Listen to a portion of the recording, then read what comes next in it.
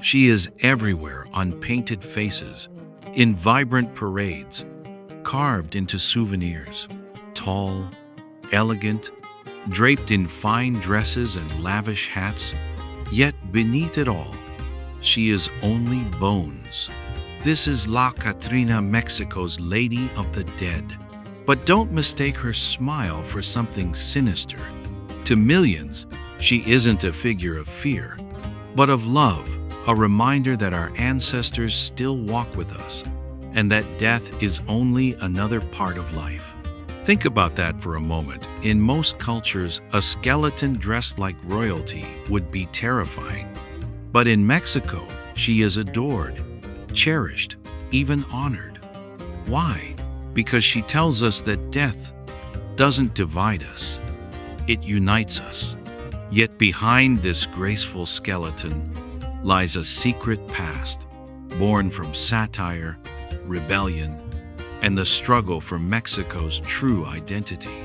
Today, we'll pull back the veil and uncover the hidden story of La Catrina.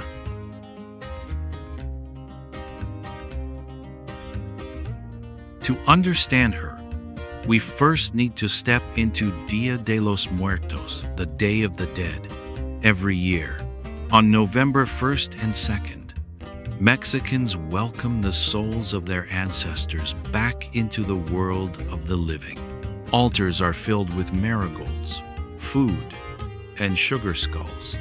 Families sing, dance, and even laugh with the dead. The air is filled with incense, the scent of tamales and pan de muerto, sweet bread of the dead. Marigold petals form trails, leading souls home. Their bright orange glow said to guide spirits like lanterns in the night. Unlike Halloween's fear of death, Dia de los Muertos is about embracing it. And at the center of this celebration stands the elegant skeleton woman, La Catrina. But here's the twist. She wasn't born from ancient Aztec tradition. Her roots are much more modern and political. La Catrina began as a satirical sketch in the early 1900s. She was drawn by José Guadalupe Posada, a Mexican printmaker. Posada lived during a time of inequality.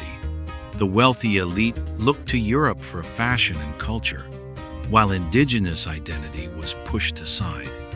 With just ink and paper, Posada became a voice of the people, mocking the powerful with biting humor. But she wasn't called La Catrina back then. Her original name was La Calavera Garbancera, the garbanzo bean skeleton. The drawing mocked Mexican women who rejected their indigenous roots, instead imitating European fashion and whitening their identity. A skeleton wearing a fancy European-style hat. The message was sharp. No matter how rich or elegant you look, death makes everyone equal. Rich or poor, indigenous or European, death strips away all masks. Decades later, the famous muralist Diego Rivera brought her back and gave her a new name. In his mural, Dream of a Sunday Afternoon in the Alameda Central, Rivera painted her in a full, elegant dress, arm in arm with himself as a child, and with the great writer José Guadalupe Posada. The mural is crowded with Mexico's history, revolutionaries, politicians, and poets, all walking together through the park. And at the center, towering above them all, stands La Catrina, no longer a sketch of satire, but a proud icon of Mexican culture. Here, she wasn't just satire anymore. She became La Catrina, a symbol of Mexico's culture itself. Her European hat remained, but now she embodied Mexico's unique fusion of death, identity, and resistance against colonial influence.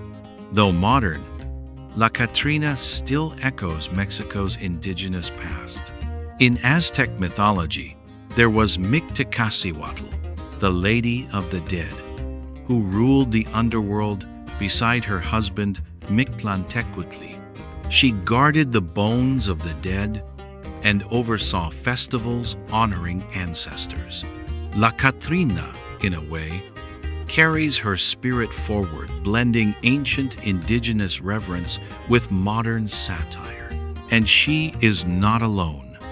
Around the world, many cultures have their own faces of death, the European Grim Reaper with his scythe, or Santa Muerte, the folk saint of death still worshipped in parts of Mexico today. But unlike these darker figures, La Catrina isn't feared. She is celebrated, a reminder to live fully while remembering those who came before us. Today, La Catrina is everywhere. She is painted on faces during Dia de los Muertos. Towering Catrina statues march through Mexico City parades. She appears in films like Coco and Spectre, cementing her as a global icon. Ironically, the James Bond film Spectre invented a parade of giant Catrinas for its opening scene, and Mexico loved it so much, they made the parade real.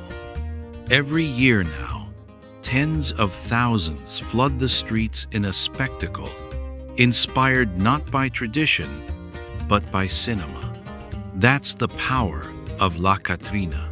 She bridges past and present, myth and modern pop culture. But for Mexicans, she is more than decoration. She reminds us that death is not an end, but a companion. That no matter our wealth, race, or class in death, we are equal. So who is she really?